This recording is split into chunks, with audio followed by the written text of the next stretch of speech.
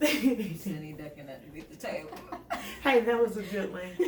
I'm going to say hi, welcome back. Today we are talking about Black representation and where it matters and when it matters and all of these different things. So just a prelude, on part one, we did discuss Black doctors. We discussed Black teachers. So my question to you all is, as Black people, Black culture, do you think Black people support Black women more or Black men more? I definitely think Black women support everybody more. Yeah, I think that is very true. Mary stole my answer. This is something that we had talked about, but agreed. I think after we talked about it, it was more eye-opening, but like Mary said, I agree. I think Black women just support everybody more. I don't think it's more so one or the other, but I do think Mary did point out a good factor about, like, I feel Black women are being pushed to do more. Just because of the environment and the way that we're raised. Oftentimes, it is often a single parent home where your mom's doing everything, or you just see that you ain't got a choice but to make it on your own sometimes. Right. And I think Black women are also a lot more eager or willing to just kind of like give credit where it's due, or just even if something simple as complimenting a woman, on their hair that day, so. I'm not gonna lie, like, and this isn't racist against my race, but anytime, like, if you're at a party or if you're out and you're doing something like just a dance move and you see, okay, great shirt. Yes, and that's what you'll hear. Like, yes, go. And like, they hype you up, and that's enough. That's all you need. That's all you need. And I think Black women, I'm not gonna say Black women are not afraid to fail. And that's a big thing for me, because I feel like as women in general, we're kind of given like more so a leeway to pick ourselves back up if stuff goes wrong, right? Mm-hmm. Whereas with Black men specifically, when you mess up, you just failed. Yeah. You're a failure, all of these different things. So I think it's easier for us to say, yeah, we're going to start this hair, these nails, these books, these everything. Whereas Black men are like, all right, we got to find something that's going to support. Mm-hmm. We got to make it work the first time. If I fail, switch to the next thing. Yeah. And I don't know how true that is for everybody, but in my mindset, I feel like that's what I see a lot. No, I've talked to a lot of men that are like that, or like, I have to do this thing by this age, and if this isn't working, then I need to do something else because clearly I failed in this thing. And unless you're a rapper that ain't gave up yet, like, I really feel like that's the only thing you can really fail at, because you're either good or bad. Yeah. And if you're bad and you're sticking to it, it's time. Maybe you need to be the musical engineer and the helper, help people, guide people. But if you've been bad for 15 years... Why are unrealistic? That's the issue. Yeah, baby, because if you've been everybody's bad for 15 not going to be a years, basketball player, a rapper. But whose fault is that? Huh? Whose fault is that for them to think that way? The parents. The parents and society, because when you see Black people on TV, they're not showing a whole bunch of Black doctors or a whole get bunch rich of Black quick, teachers. and that's how they think they're gonna do it. Or you hear about the luxurious lifestyles and stuff like that. Yeah, but look at like when you watch TV and you are thinking about where you're gonna see the most Black people. Can y'all tell me what shows or channels? The most ratchet ones, VH1, that and ESPN. Yep. But here's the thing though, like, before you know anything, I say parents or your family, and I'm gonna stick with that, because before you know anything about TV, what are your parents saying? You need to play ball, you need to do this, you need to be in these sports.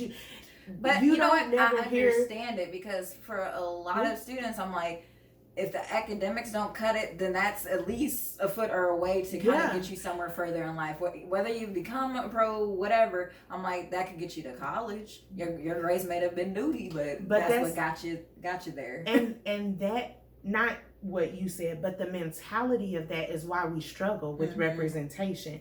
If you present that that's all you can do to get to college and your grades may be shitty and that's okay, then that's a problem. You're putting all your eggs in one basket. And think about how many men have their eggs in one basket. Facts. Yeah, and then they sit there, they get to junior, senior year and realize that people aren't scouting them, and then guess what they do? I failed, so I don't want to go to college. Well, not even that. Think about the ones who actually make it. Mm-hmm. But say they don't make it pro, or say they do make it pro.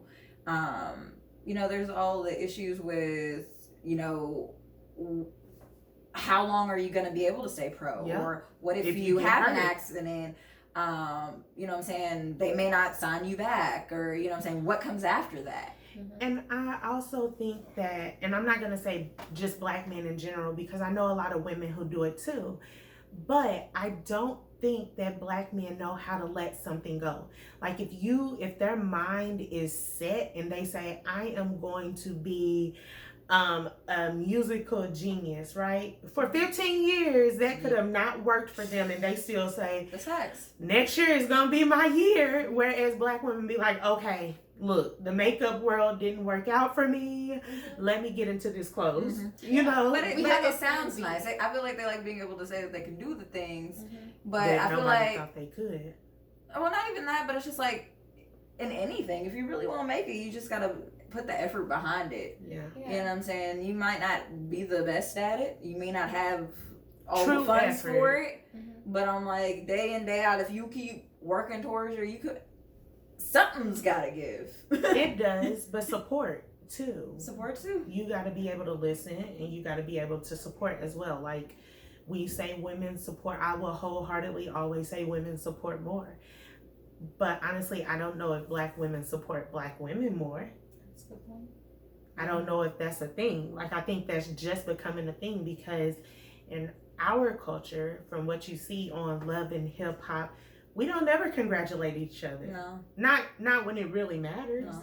They hate on them. I can expect my sisters to support me, and I can expect my mama and my aunties to support me and some of my closest friends. But outside of that, I can share something 50,000 times, and I won't see one really. I won't see more than 5 black women that shared it. Well, not even that. In terms of like support, there's all these issues in certain positions where there is an issue because there really aren't a lot of black people in those roles. So, for instance, things like black people who become police officers. You know what I'm saying?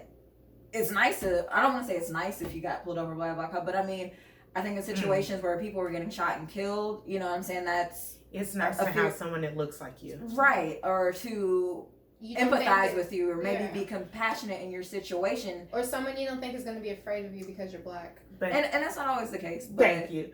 That's what I was about to say. Like, representation matters, but like Sid said in part 1, like it depends on who's representing you, because sometimes in institutions where there's so many or so little black people, other black people don't want to see other black people come in. But I think it's horrible, like when you have someone who's trying to do something good and trying to make a change, and you're over here criticizing them for it. Not constructively either. Because constructive criticism, I am all for black people being hard on other black people because they're trying to push them to do better. But there's a difference between that and you're never going to make it. Yeah. You're horrible. Why are you here? And there's a lot of that goes on just because they see them like actually doing good. Yeah. And that's just something, even I think one of us brought it up earlier, like seeing black people on TV. People like Viola Davis, who spoke out about the discrepancy in pay. And like she said, if I'm so good, pay me my worth. And I think Taraji Henson was one too. I think it was a ridiculous amount more. She didn't really start getting paid until she got hired on with Tyler Perry, who at that point was he was still kind of working his way up, but I'm like, he paid her what she was worth. Yeah. And I think that's important because that also has to do with representation. If you're gonna pay us less, you're gonna get less. I don't even want to say that. That's how we be feeling. Yeah, that's how we be feeling. But it's like it's really crappy. Where we are brought up to think you gotta be better. You gotta work this much harder, but you're still gonna get less. And it's like it's that. Yep. Every Black person has to deal with that realization. Yeah. It's not even a realization. Like that was just a normal talk that we had as a kid. That it was, and like I remember talking about this with it was me, my dad, and my brother, and he was like, "Look, we're Black. Sydney, as a Black woman, you're gonna have to work twice as hard to get to where you want to be." But he turned to my brother and said, "But as a Black man, you're gonna have to work 10 times to get to where you need to be, and that's just how the world is." And that's facts. And that's we've all heard it. We've all heard it. And I think representation comes with our look too. Like I think we have to stop letting white people dictate how we wear our hair or what's acceptable and all of these different things, because all of these rules were geared towards white people. So you have to have Black people to step into these roles that makes ultimate decisions and rules to include. And if we don't have Black people to do that, we can't complain about judicial systems. Right. We can't complain about teachers or jobs that are still geared towards Black people. We have to start raising our children rather than saying, you know what, play ball because it's going to get you in school. Yeah. Hell no. Get your grades up, because if ball fails, you got a backup plan. And we don't do that. Or nurturing what your child is into. There you go. Because anything. College isn't for everyone, but I'm like, I think if you actually took, a lot of parents don't know their children. I think if you actually took the time to really find out what your children are passionate about and gear them and kind of train them in that way, you know what I'm saying? That opens up a lot more opportunities for them, whether they want to go to trade school, whether they want to be a business owner and go to college, whatever. So I think, and y'all, this is just a different part of the discussion, but when we talk about Black representation, and I'm just going to bring the Black family into it because, like you said, you have to raise your child, you have to pour into your child. But I think us as a culture, we're so strong. But us as a culture, sometimes we're just not the smartest when it comes to certain things, because I hear more Black men say, well, my child can't do this because he'll be gay.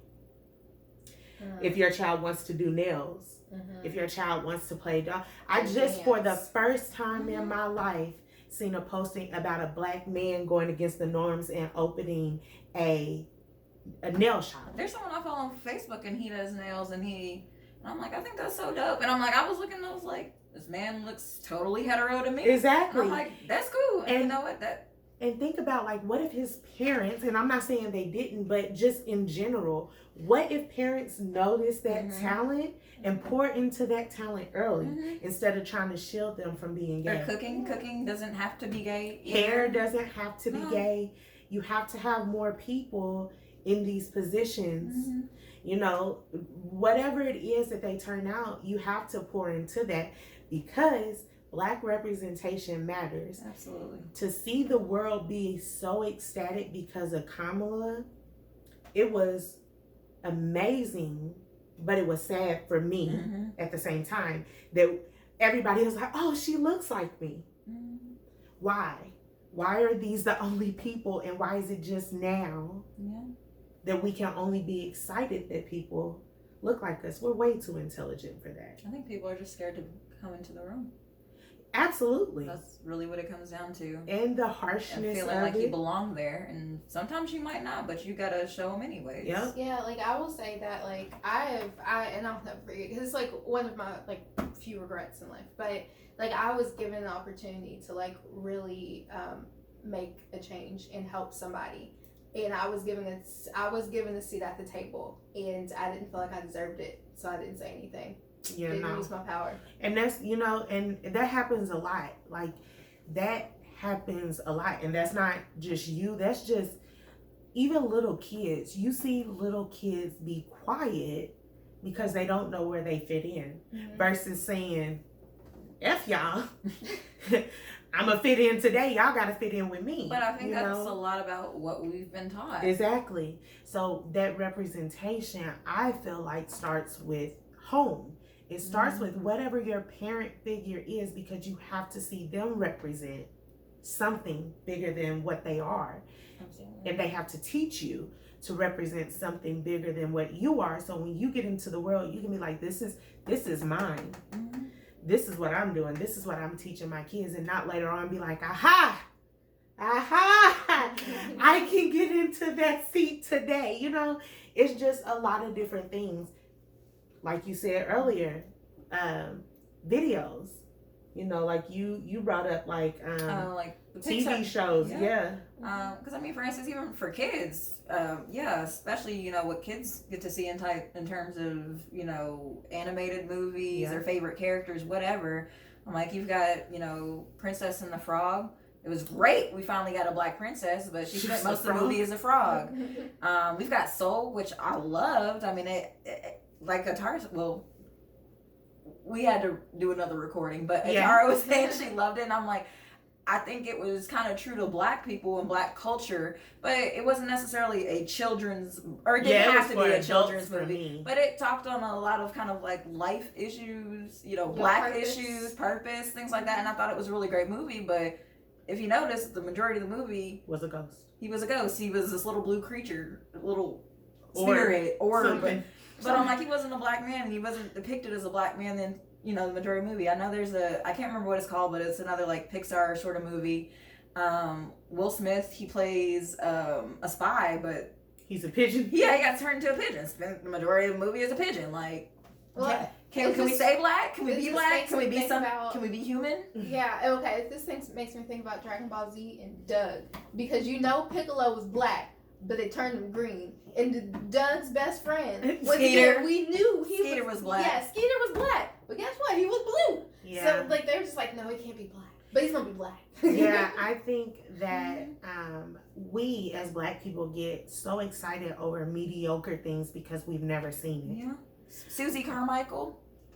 Mm. I was happy. I love her. Oh, pause. And she was hood girl too. Yes. Jimmy Neutron. I don't know if you remember this. What was the black girl's name? I know exactly. I don't know if you remember this, but there was that episode where they went to Egypt. After that, she went from like her straight relaxed hair. She started rocking braids and all of that. Yeah. Love that for her. Yeah. But it was kind of nice to see someone embracing their natural hair, natural hairstyles. Like she kind of learned a little bit. It's like, oh, hold up, this is about my culture, like. And it's so crazy because I feel like as black people, we let people show what our representation needs to be. You have things like Basketball Wives, and it's some other things that's like black oriented, Hip Hop Atlanta, Black Ink, all of that stuff. And it really just depicts us in a negative light. But we feed into it and then be like, oh, they're dope at this.